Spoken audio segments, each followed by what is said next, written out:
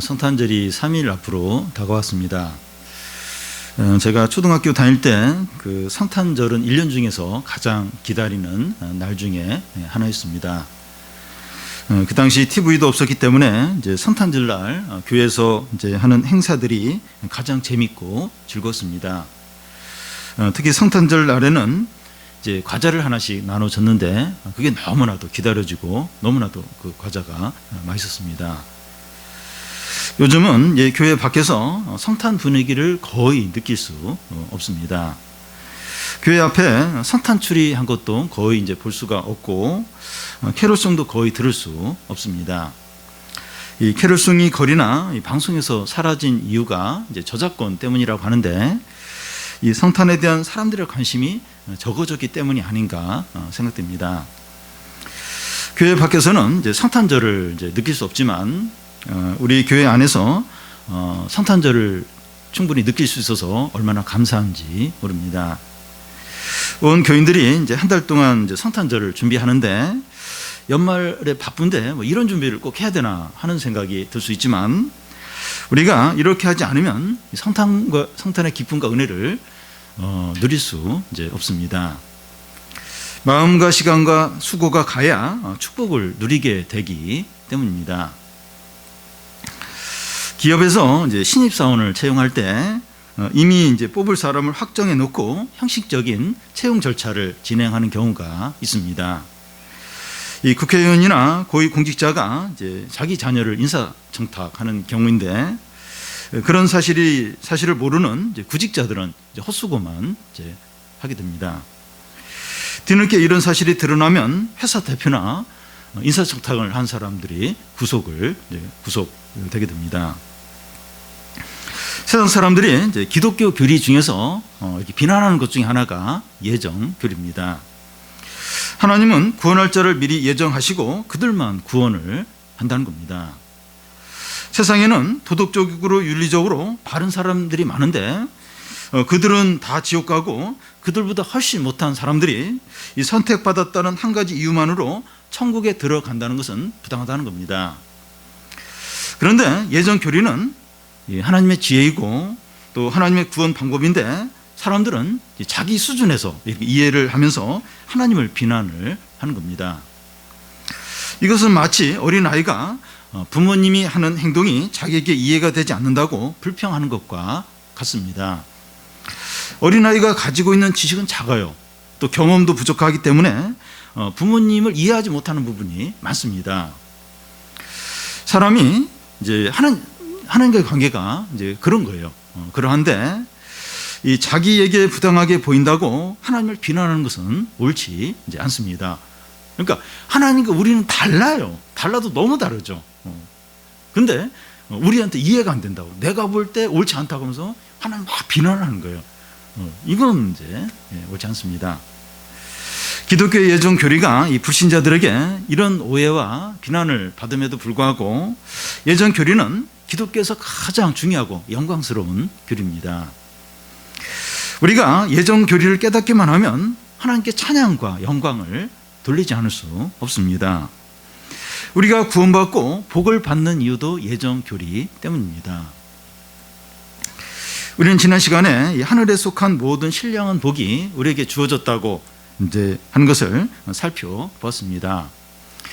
그러면 우리가 이 엄청난 이 복을 어떻게 누릴 수 있느냐 하는 겁니다. 이것에 대해서 4절에서 14절까지 세 부분으로 나눠서 이렇게 생각할 수 있는데 첫 번째 부분은 하나님 아버지께서 우리가 이 신령한 복을 누리게 해서 무슨 일을 하셨는가 하는 것이고 두 번째 부분은 예수 그리스도께서 하신 일이 무엇인가 하는 것이고 세 번째 부분은 성령께서 하신 일이 무엇인가 하는 겁니다. 이 시간에는 하나님 아버지께서 신령한 복을 우리에게 주시기 위해서 하신 일이 무엇인가 하는 겁니다. 먼저 이 창세전에 우리를 선택을 하신 겁니다. 이 앞에서 예로 든 그 신입사원 공채에서 미리 합격자를 정해놓고 공채를 하는 것이 드러나면 기업은 이제 고소를 당하게 됩니다. 회사에서 사원을 그런 식으로 뽑는 것이 왜 잘못되었는가 하면 객관적인 시험과 면접을 통해서 사원을 뽑는다면 얼마든지 합격자가 달라질 수 있기 때문입니다. 이 탈락자들의 불만은 자기 실력으로 얼마든지 합격할 수 있는데 합격자를 미리 정해 놓았기 때문에 자기가 탈락을 했다는 겁니다. 세상 사람들이 이제 기독교 예정 교리에 대해서 비난한 이유가 이와 같습니다. 불신자들이 이 세상을 바라보는 시각이 뭔가 하면 세상 사람들이 이제 악한 사람들이 있기는 하지만 소수라는 거예요. 소수이고 사람들은 나름대로 열심히 살고 또 착하고 선한 사람들이 많이 있다는 겁니다. 그런데 기독교 예정 교리는 이런 사람들을 다 죄인으로 몰아서 지옥으로 이제 가야 한다고 말하는 거예요. 예정 교리를 보면 부당하다는 거예요. 너무 편협하다는 겁니다. 세상 사람들이 이렇게 생각하는 가장 주된 이유는 인간과 하나님에 대해서 너무 모르기 때문입니다. 하나님이 얼마나 거룩하시고 인간이 얼마나 악한 죄인인지 모릅니다. 여러분, 이 다른 사람에게 한번 악한 일을 당해보면 사람이 얼마나 악한 존재인가 깨닫게 되는데 그런 일을 당하기 전까지는 사람에 대해서 어떤 환상을 갖고 있습니다. 직장에서 못된 상관에게 오랫동안 한번 시달려 보거나 또 알바하면서 사장의 갑질을 이제 작은 그것도 안 주려고 하고 막 그것도 깎고 막 이런 걸 이제 당하거나 또 학교에서 왕따를 당하거나 또 우리 자녀가 이제 학교에서 그런 일을 이제 부모가 이제 볼 때 또 SNS로 이제 악플에 한번 시달려 보거나 또 친한 친구에게 사기를 당하거나 또 이 악덕 대부업자에게 돈을 빌렸다가 600%, 1000% 이자가 붙어서 피말리는 고생을 이렇게 한번 해보면 사람이 얼마나 악한 존재인가 치를 떨게 됩니다. 사람이 이런 존재인가 하면서 그걸 이제 진짜 한번 깨닫게 됩니다.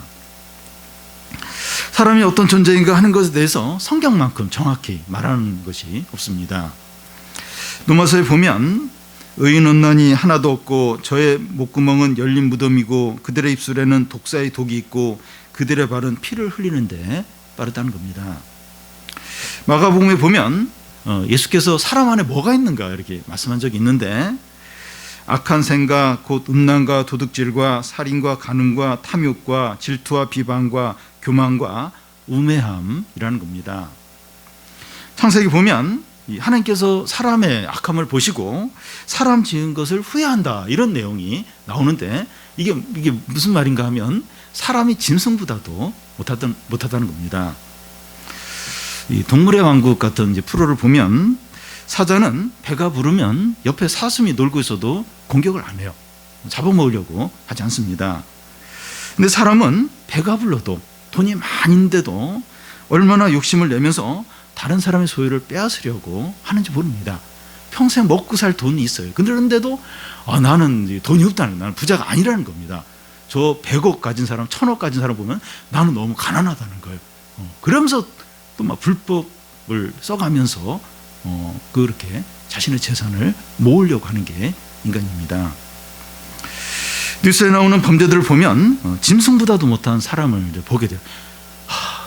짐승도 저렇게 안 하는데 어떻게 저런 짓을 할 수 있을까 하는 걸 보게 되고 뉴스까지 안 보더라도 우리 주위에서 애완견, 개보다도 못한 그런 어떤 사람들을 볼 때가 있습니다. 그래서 예레미야서에 보면 이 만물보다 심히 부패한 것이 사람의 마음이라고 했습니다. 이것이 사람의 진정한 모습이고 우리의 실상입니다. 이게 뭐 남 얘기도 아니고 우리의 모습이 그러합니다. 그런데 하나님은 이런 우리들에게 하늘에 속한 모든 신령한 복을 이제 주신다고 하셨는데 이게 어떻게 가능합니까? 이것이 가능하도록 하나님이 무엇을 하셨습니까? 이게 우리의 실상이에요. 그리고 사람들의 모습입니다. 그런데 하늘에 신령한 복을 주신다고 하는데 이게 어떻게 가능해요? 하나님이 뭘 어떻게 하셨길래 이게 가능합니까? 4절을 우리 같이 한번 읽겠습니다. 곧 창세전에 그리스도 안에서 우리를 택하사 우리로 사랑 안에서 그 앞에 거룩하고 흠이 없게 하시려고. 우리가 하늘에 속한 신령한 복을 받기 위해서 예수님을 믿어야 한다고 말하지 않습니다. 예수님을 믿어야 하는 게 맞아요. 맞긴 맞는데 그 이전에 이루어져야 할 일이 있다는 겁니다. 그 일이 무엇인가 하면 하나님이 하신 일인데 창세전에 그리스도 안에서 우리를 선택을 하시는 겁니다. 우리가 이제 하나님의 이런 신령한 복을 받기 위해서 예수를 믿어야 돼. 맞아요. 맞는데 그러기 전에 하나님이 하신 일이 있어요. 하신 일이. 그게 뭔가 하면 창세전에 그리스도 안에서 우리를 선택을 하시는 겁니다. 여러분, 이 사람들은 그 하나님께서 어떤 사람을 선택해서 구원하셨다 이렇게 하면 그가 의롭고 선하기 때문이라고 생각합니다. 그래도 그 사람이 이제 선하기 때문이다. 이제 카톨릭에서는 하나님 이 부분, 이제 하나님이 이제 이렇게 선택해서 구원하신다 이 부분을 이제 이렇게 설명을 하면서 그러니까 미리 하나님이 이 사람은 선하게 살 것이다, 또 의로운 사람이 될 것이다, 그걸 미리 보시고 그런 사람을 이제 선택했다, 이제 이렇게 말하는데 그게 아닙니다. 마치 대학이나 기업에 합격하려면 시험을 잘 봐야 하는 것과 같습니다. 자격이 되는 사람이 합격을 하죠. 그와 같이 하나님께서 사람을 구원하신 것도 그의 삶과 이 행동을 보고 이제 결정하는 것이 아니냐 하는 겁니다. 그러니까 카톨릭에서 말하는 어떤 그런 그러니까 미리 이제 이 사람은 이제 선하게 살 것이다, 또 착한 사람이 될 것이다, 그걸 하나님 미리 아시고 그런 사람을 미리 창세전에 선택하고 때가 되어서 구원하시는 것이 아니냐. 그러니까 그래도 이제 이렇게 뭔가 선한 사람, 의로운 사람을 하나님이 그 선택해서 구원하시는 것이 아니냐 이제 하는 겁니다. 근데 하나님은 사람을 구원하시는데 그런 식으로 하지 않고 온 세상이 창조되기 전에 사람을 선택했다는 겁니다. 세상 만물이 창조되기도 전에 구원받을 자를 선택한다는 것은 사람의 외적인 자격을 전혀 보지 않는 것을 의미합니다. 그러니까 창세 전에, 그 사람이 태어나기도 전에 그 사람을 선택하고 구원한다고 하는 것은 그 사람의 외적인 자격, 선행, 이런 걸 전혀 안 본다는 거죠. 우리는 이 창세기에서 이런 좋은 예를 이제 볼 수 있습니다. 야곱과 에서가 어머니 리브가의 뱃속에 있을 때 하나님이 그에게 무슨 말씀을 하시는가 하면 형이 아우를 섬긴다는 겁니다. 다시 말해서 내가 형 에서를 버리고 동생 야곱을 택했다는 겁니다. 아직 태어나지도 않았고 무슨 선이나 악을 행하지도 전에 하나님이 야곱을 택하고 에서를 버렸습니다. 그러니까 또 신학자들은 그 얘기가 그 뱃속에 있을 때 에서가 야곱을 바로 차거나 그리고 못된 짓을 해가지고 이제 하나님이 이제 이렇게 에서를 버리고 야곱을 택한 거 아닌가? 근데 그게 아니에요. 그러니까 무슨 태어나기도 전에 무슨 선이나 악을 행하기도 전에 에서를 버리고 야곱을 택한 겁니다. 하나님 왜 이런 식으로 하십니까? 사람이 행하는 것을 보고 구원하려고 하면 아무도 구원받을 자가 없기 때문입니다. 만약에 이 세상에 한 사람이라도 의롭고 선하고 정직해서 스스로 구원받을 만한 사람이 있다면 예수 그리스도가 세상에 육신을 입고 오시지 않았을 것이고 십자가에 죽지 않았을 것이고 우리를 창세전에 선택하지 않았을 겁니다. 그런데 모든 사람이 불의하고 악하고 거짓되고 탐욕적이고 부패합니다. 한 사람도 예외가 없어요. 한 사람도 예외가 없어요. 모든 의인이 없나니 하나도 없다는 거예요. 한 사람도 예외가 없이 부패하고 탐욕적이고 악합니다. 그래서 하나님이 세상 만물이 창조되기 전에, 곧 사람이 태어나기도 전에 우리를 선택하시고 구원을 하신 겁니다. 창세 전에, 태어나기도 전에 선택하시고 구원을 하신 겁니다. 이렇게 하지 않으면 구원받을 자가 아무도 없기 때문에 한 사람도 한 사람도 그의 어떤 선한 삶이나 또 어떤 업적이나 또 어떤 이런 걸 보고 이렇게 구원을 할 사람이 아무도 없는 한 사람도 없는 겁니다. 무슨 의미인지 아시겠죠? 그러면 하나님은 왜 모든 사람을 구원하지 않고 일부 사람들만 선택해서 구원하시느냐? 이거 부당하지 않느냐? 하는 겁니다. 그런데 전혀 부당하지 않다는 겁니다. 예를 들겠는데요. 이 채빵사가 이제 같은 밀가루를 가지고 고급 빵을 만들기도 하고 싼 빵을 만들 권리가 있지 않느냐 하는 겁니다. 같은 밀가루를 가지고 비싼 빵과 또 이 싼 빵을 만들 권리가 채빵사에게 있다는 겁니다.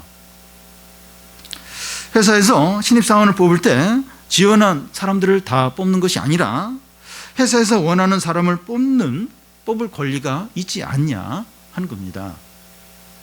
지원한 모든 사람들이 다 뽑지 않았다고 회사에 항의할 수 있느냐 하는 겁니다.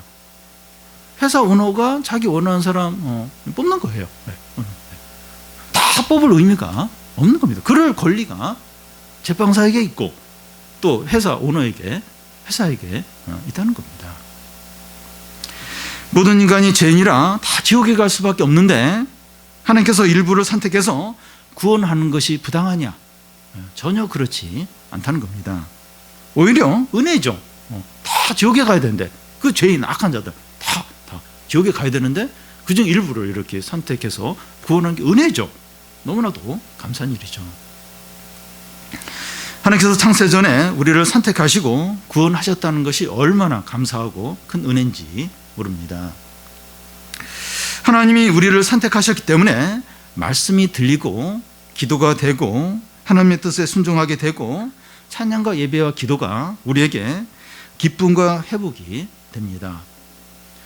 우리가 이렇게 이 자리에 나와서 이렇게 예배를 드리고 하나님 말씀 듣는 게 우리가 윤리적으로 도덕적으로 뛰어나기 때문에, 그리고 성품이 원래부터 선하기 때문에, 아니면 똑똑하기 때문에 우리가 이 자리에 와 있는 게 아닙니다.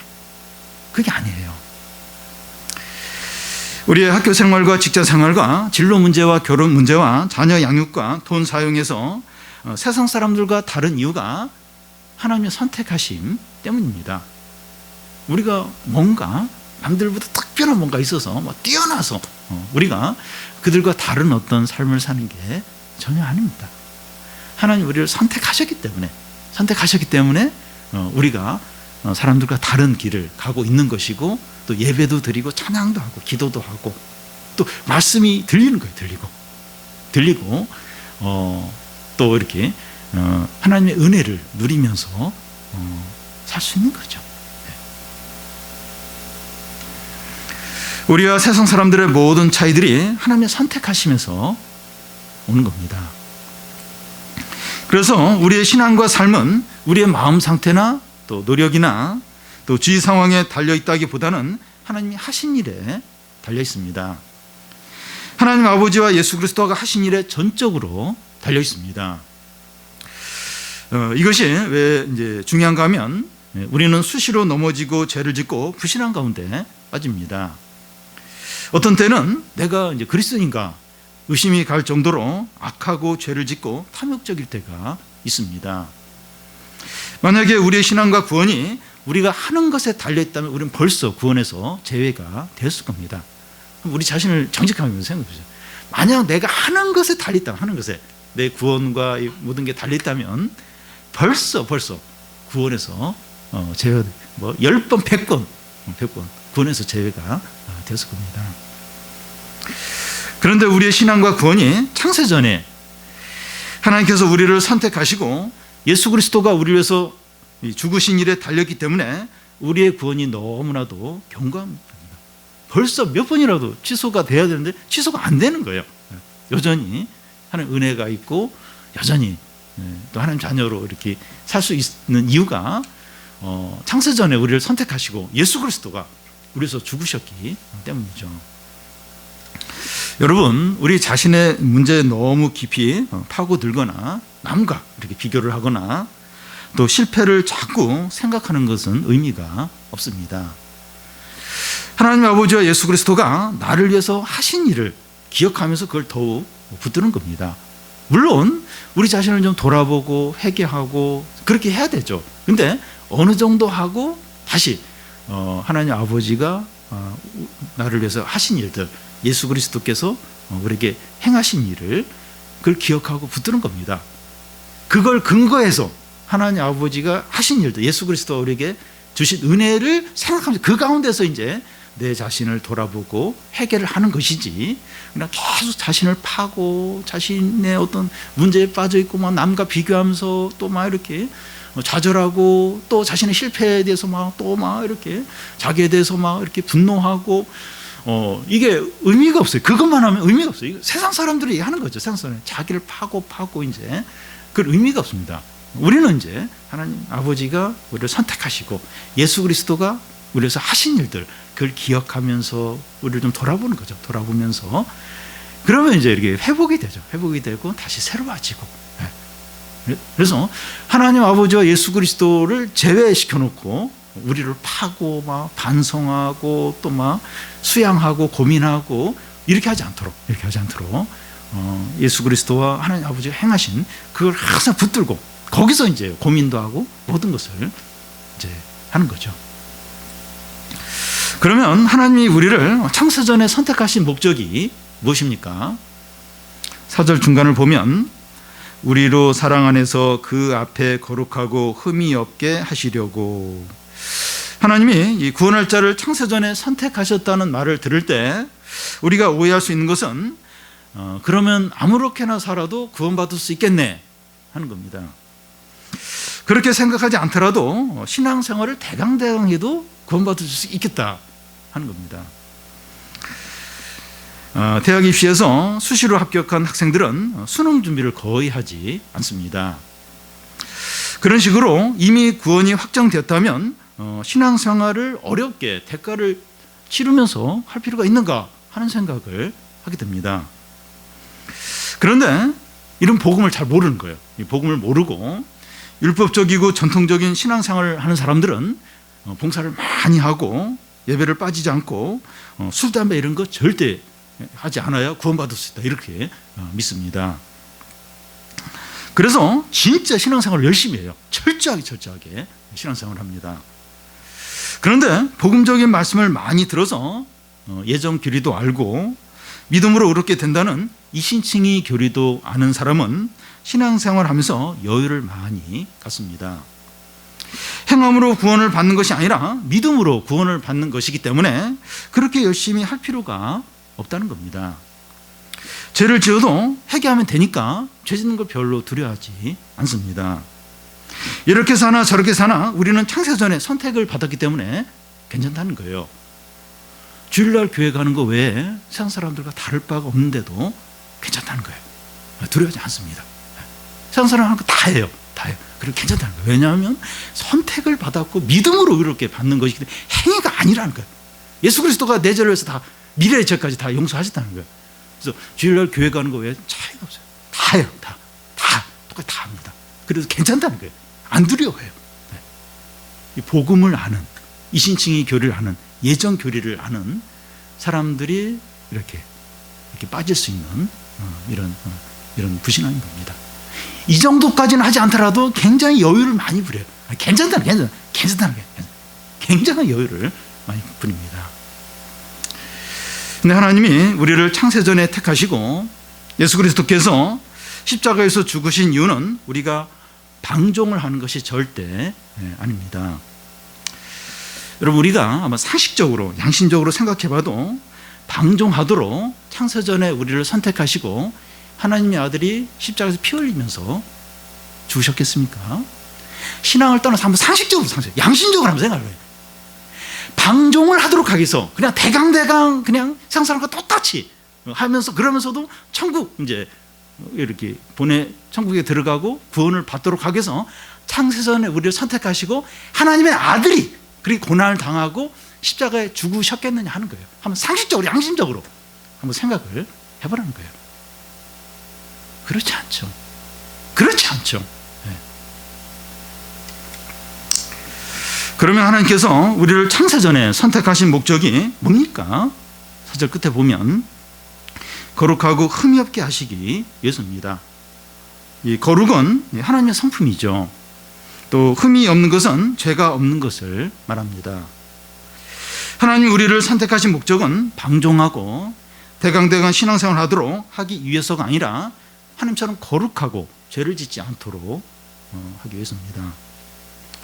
데살로니가 전서에 나오는 말씀처럼 하나님의 뜻은 이것이니 너희의 거룩함이라. 우리가 거룩해지는 것이 하나님의 뜻이라는 겁니다.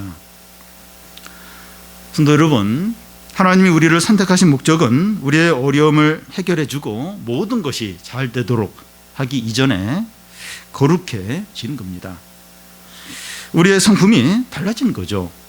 우리 마음 안에 탐욕과 거짓과 교만과 음란과 이기심과 시기심을 다 버리고 거룩으로 채우는 겁니다. 하나님께서 우리를 선택하신 목적이 너무나 분명한데 거룩해지고 죄가 없는 자가 되는 겁니다. 그런데 우리가 어떻게 거룩하고 죄를 짓지 않을 수 있습니까? 불가능해요. 진짜 불가능합니다. 잠시 일시적으로 거룩하고 죄를 짓지 않는 건 가능할지 모르지만 하루 종일 일주일 동안 거룩하고 죄를 절대 안 짓고 하는 것은 어렵습니다. 어떻게 됩니까? 우리는 할 수 없어요. 근데 하나님이 하십니다. 하나님이 우리를 선택하셔서 구원하시고 성령을 주셔서 변화시키십니다. 이것이 성화인데 우리는 하루쯤에 다 변하는 것이 아니라 하루하루 평생에 걸쳐서 거룩하고 흠이 없는 자로 변하게 됩니다. 하나님께서 우리를 변화시키지만 우리도 죄와 적극적으로 싸워야 합니다. 하나님께서 우리를 선택하시고 구원하신 목적은 우리의 행복을 위해서가 아니라 거룩을 위해서입니다. 그러니까 안 되는 거예요. 안 되니까 선택을 하는 거예요. 선택을 하고 구원하고 성령을 주어서 성령을 통해서 이제 이렇게 변화시키는 거죠. 그래서 하나님이 우리를 부르신 목적은 우리의 행복을 위해서가 아니라 거룩을 위해서입니다. 이 거룩이라고 하는 것은 단지 죄를 안 짓는 것만 말하는 것이 아니라 하나님을 의식하고 하나님을 강하게 느끼고 하나님을 누리는 것을 말합니다. 이 거룩, 저 사람이 거룩하다. 내가 지금 거룩한 상태에 있다. 이건 하나님을 느끼는 거죠. 강하게 느끼고 하나님을 의식하고 그리고 하나님을 누리는 그게 이제 거룩이죠. 그럴 때 행복이 있어요. 그러니까 사람들은 이제 그 하나님을 제껴놓고 자꾸 행복을 찾죠. 하나님. 근데 하나님을 진짜 누릴 때, 강하게 느낄 때, 하나님을 강하게 의식할 때, 그때 죄도 멀리하게 되죠. 그래서 하나님이 함께 하면서 진정한 행복과 기쁨을 누리는 거죠. 그럼 우리가 거룩하지 못하고 죄를 짓고 있다면 우리는 선택하지 못했고 구원받지 못한 겁니까? 내가 내 자신을 거룩하지 못해요. 계속 죄를 짓고 있어요. 그러면 하나님 나를 선택하지 않은 거고 구원받지 못한 겁니까? 그렇지 않습니다. 선택받고 구원받았지만 거룩하지 못하고 죄를 지을 수 있습니다. 어떤 때는 불신자와 차이가 없어 보여요. 내가 진짜 이 신자 맞나? 싶을 정도로 거룩하지 않고 참 여기 죄 가운데 지낼 때가 있습니다. 그러면 이 선택받은 자와 그렇지 못한 자의 차이가 뭡니까? 그러니까 우리가 불신자와 같을 때가 많아요. 그렇게 느껴요. 근데 이게 선택받은 자와 이 불신자, 그렇지 않은 자와 차이가 뭡니까? 이 선택받은 자는 죄를 지은 것에 대해서 회개를 해요. 그리고 거룩해지려는 그런 어떤 열망이 있어요. 그런 어떤 간절함이 있습니다. 그렇게 잘 못 살지만 이렇게 거룩하고자 하는 그런 어떤 열정들이 있어요. 죄에 대해서 아파하는 회개의 마음이 있습니다. 그런데 불신자는 양심의 가책은 조금 느낄지 몰라도 거룩의 열망은 없어요. 거룩해야 된다. 하나님을 누려야 된다. 이런 어떤 열망이 없습니다. 4절 중간에 그 앞에서 거룩하고 흠이 없게 하시려고 하는 말이 나오는데 그 앞에라고 하는 것은 하나님 앞에를 말합니다. 하나님 앞에 있는 겁니다. 하나님 앞에 있다고 하는 것은 하나님과 교제하는 것을 말합니다. 하나님께서 우리에게 가장 원하시는 것은 교제를 하는 거예요. 제일 원하는 게 하나님 우리와 교제하는 걸 원하십니다. 부모는 자녀가 성장해 가면서 서운하게 이제 느끼는 것 중에 하나가 자녀가 어렸을 때는 부모와 많은 시간을 함께 보냈는데 청소년이 되고 이제 청년이 되면서 방에 들어가서 안 나오고 또 이제 문을 잠그고 이렇게 있을 때 부모는 자녀가 이해가 돼요. 혼자 시간을 갖고 싶어서 그러는 걸 이해는 되지만 서운한 거예요. 서운한 마음이 이제 들게 됩니다. 부모가 자녀에게 가장 원하는 것 중에 하나가 이야기하며 함께 이렇게 시간을 보내는, 교제하는, 그걸 이제 가장 이제 원하죠. 우리가 예배하고 말씀을 묵상하고 기도하는 것을 하나님께서 기뻐하시는데 우리가 하나님과 교제하는 기회가 되기 때문이죠. 꼭 이런 시간이 아니더라도 우리가 이제 믿음으로 살고 말씀에 적용해서 행할 때 주님과 교제하는 시간이 됩니다. 성도들이 모여서 함께 이렇게 말씀 나누고 또 이렇게 성경 공부하는 것도, 이것도 이제 넓게 보면 주님과 이제 교제하는 거죠. 주님이 우리에게 가장 원하는 것이 교제하는 것인데, 이제 그러기 위해서 이제 우리에게 필요한 게 있는데 거룩입니다. 근데 우리가 거룩하지 않고 욕심과 죄 가운데 살려고 하면 어떻게 합니까?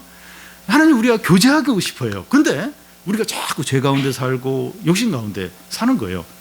하나님 교제하고 싶은데 우리는 자꾸 이제 이렇게 막 죄 가운데 살려고 하는 겁니다. 어떻게 합니까? 하나님이 징계를 이제 하십니다. 육체의 병이 생기든지 경제적으로 어려움이 오든지 가정의 어려움이 생길 겁니다. 물론 이 현재의 어려움들이 다 죄 때문인 것은 아닙니다. 그렇지만 하나님 어려움을 통해서 우리가 죄를 깨닫고 거룩해지기를 원하십니다. 그래서 함께 교제하기를 원하세요. 하나님은 이렇게, 하나님 거룩하신 분이기 때문에 거룩하지 않으면 함께 교제가 안 돼요. 그래서 어려움을 통해서 죄를 버리고 거룩해지기를 원하십니다.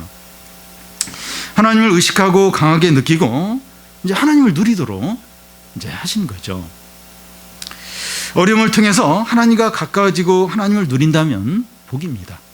그 어려움은 참 힘들죠. 이게 좀 이제 고통이 되긴 하지만 그 어려움을 통해서 이렇게 죄를 회개하고 거룩을 회복해서 하나님을 누리는 거예요. 하나님을 만나는 거예요. 하나님을 강하게 느끼는 거예요. 그럼 복이죠, 복. 훨씬 큰 복입니다. 어려움은 좀 힘든 거지만 그걸 통해서 하나님을 누리니까 큰 복인 겁니다.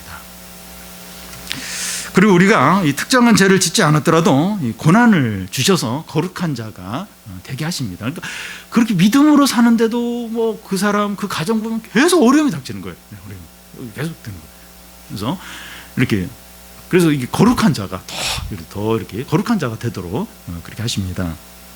말라기에 보면 은과 금을 연단하듯이 옷을 희게 하기 위하여 양재물에 넣고 삼듯이 성도들을 연단하는 거예요. 계속해서. 그래서 거룩하게 이제 하십니다.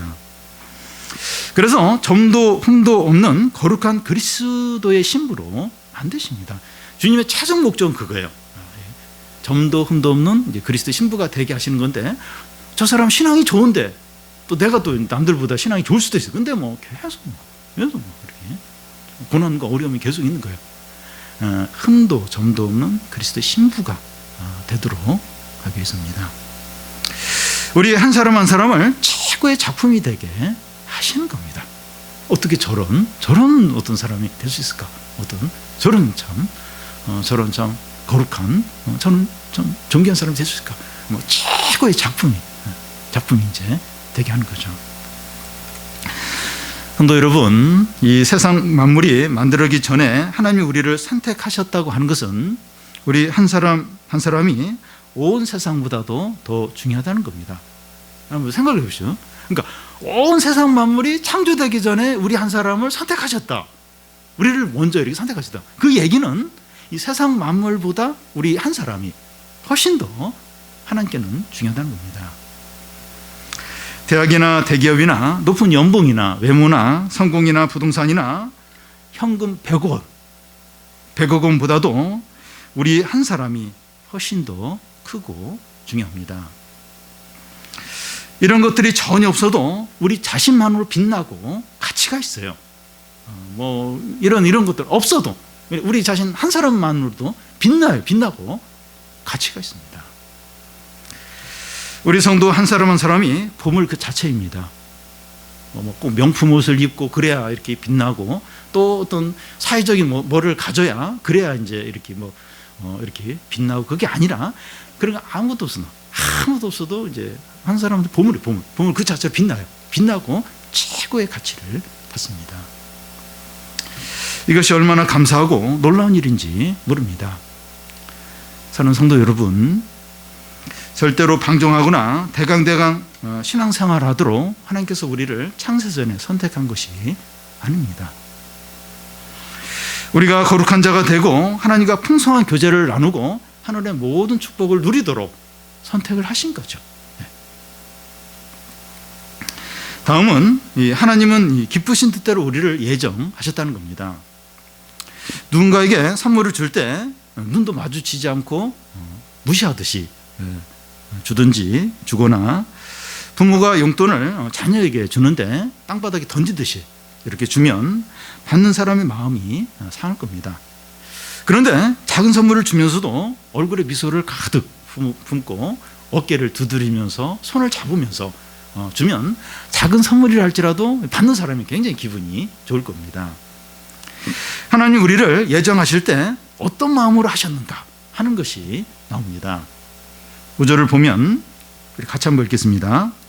그 기쁘신 뜻대로 우리를 예정하사 예수 그리스도로 말미암아 자기 아들들이 되게 하셨으니, 그 기쁘신 뜻대로라고 하는데 하나님 우리를 기뻐하십니다. 너무나도 기뻐하시는 거예요. 하나님 우리가 무슨 선행이나 교회를 잘 다니는 것을 보고 선택하신 것이 아니라는 겁니다. 우리가 아무것도 행하기 전에, 다시 말해서 이 세상에 태어나기도 전에 우리 한 사람 한 사람을 선택하면서 기뻐하십니다. 하나님은 우리 한 사람 한 사람을 기뻐하세요. 이것이 우리에게 얼마나 감격스러운 일인지 모릅니다. 그러니까 창세전에 우리 한 사람 한 사람을 선택하면서 기뻐하시는 거예요. 그러니까 우리가 뭘 잘하는 것이 있는 게 아니에요. 그러니까 우리를 그냥 선택하시면서 너무나 기뻐하신 겁니다. 마치 아내가 임신을 했을 때 그 사실을 안 남편이 눈에 보이지도 않는 태아를 기뻐하는 것과 같습니다. 하나님은 온 세상이 있기도 전에 우리 한 사람 한 사람을 너무나 기뻐하셨어요. 너무나 우리를 즐거워하셨어요. 우리가 뭘 잘한 게 있는 게 아니, 뭘 하나님 기쁘시게 한 것도 없는데 창세전에 우리를 이렇게 딱 선택하시면서 너무나 기뻐하는, 우리 한 사람 한 사람 선택하면서 너무나 즐거워 하신 겁니다. 그 기쁘신 뜻대로 하는데 하나님 방금 살펴본 대로 우리를 기뻐하셨을 뿐만 아니라 또한 뜻을 가지고 계십니다. 여기서 뜻을 가지고 있다는 것은 하나님이 우리를 하시면서 계획을 가진 것을 의미합니다. 그 계획이 뭡니까?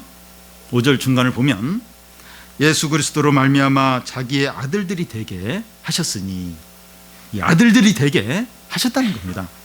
예수 그리스도를 통해서, 예수님 믿는 걸 통해서 아들들이 되게 하셨다는 겁니다.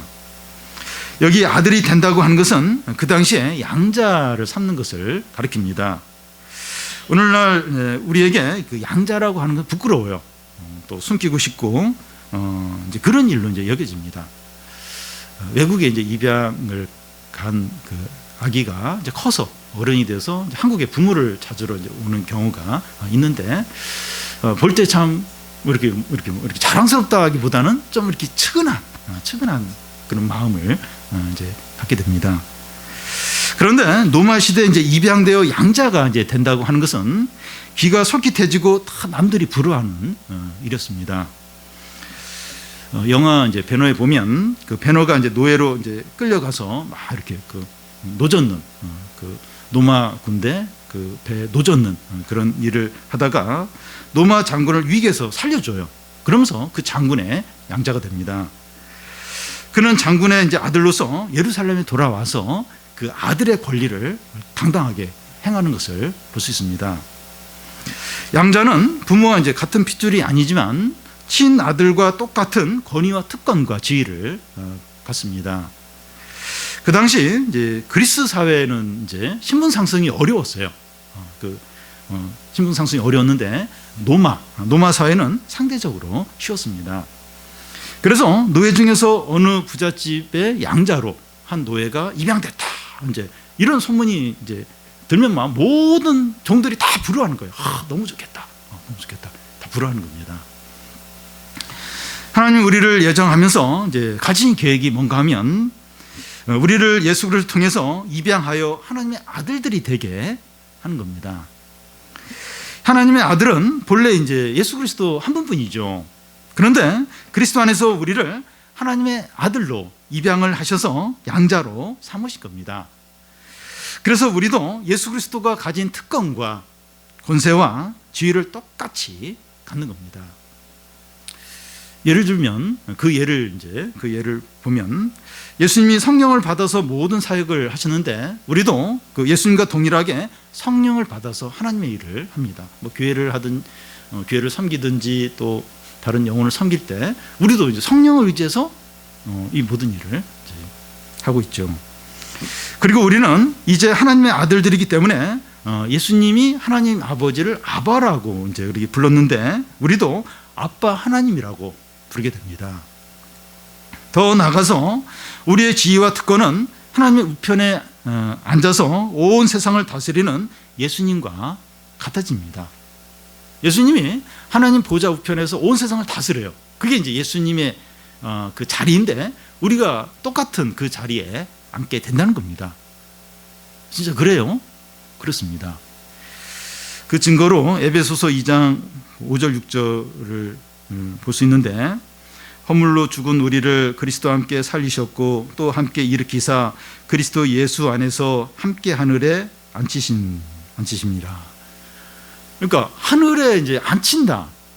하늘에 그 하늘이 어디입니까? 하나님 보좌 우편이죠.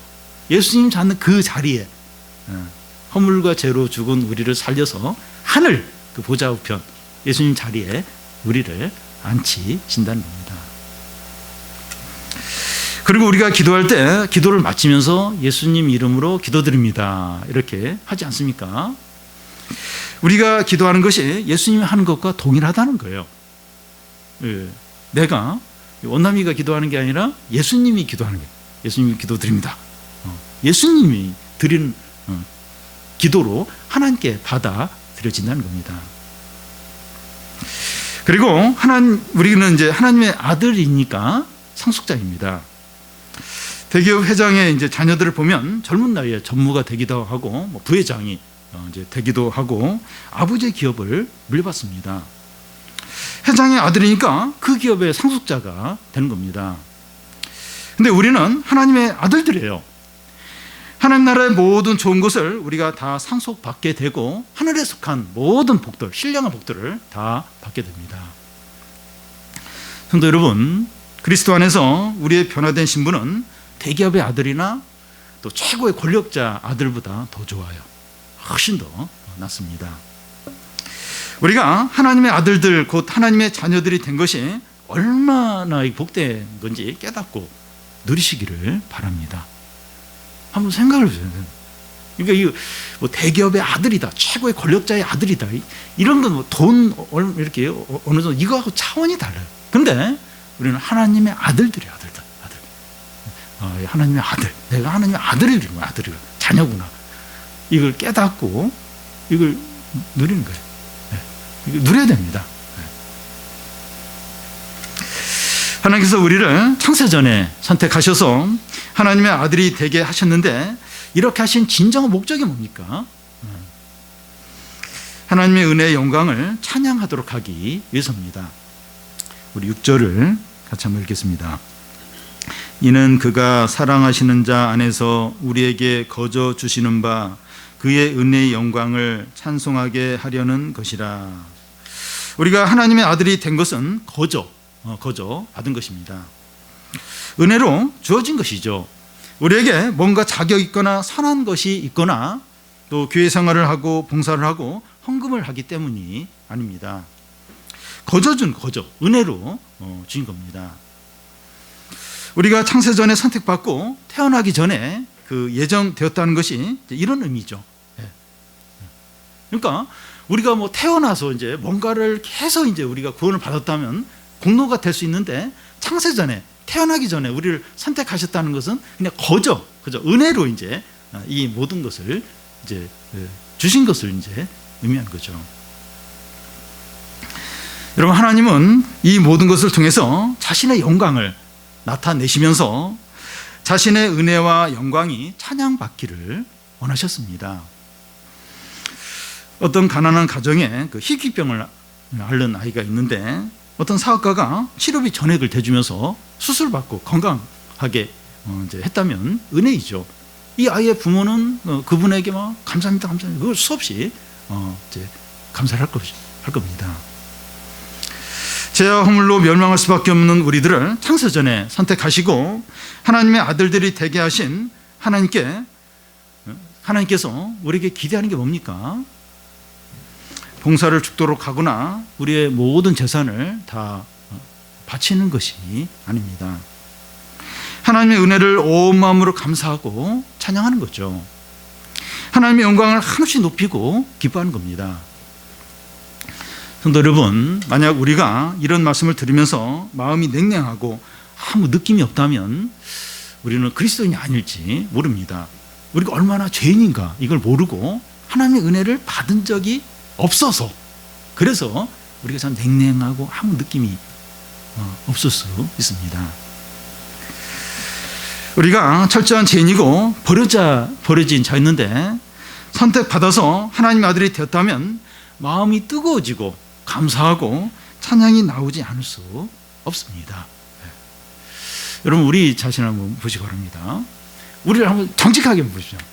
나의 삶과 나의 어떤 행한 걸 통해서 이렇게 구원받을 수 있겠습니까? 냉정하세요. 네, 하나님 앞에서 보면 나의 삶을 한번 돌아보시죠. 나의 행한 거, 나의 삶을 볼 때 내가 의롭게 되고 구원받을 수 있겠습니까? 없죠. 없을 겁니다. 저는 틀림할 수 없어요. 우리도 그럴 수 없어요. 그러면 어떻게 해서 지금 이 자리에 있습니까? 어떻게 해서 제가 여기 서서 설교를 합니까?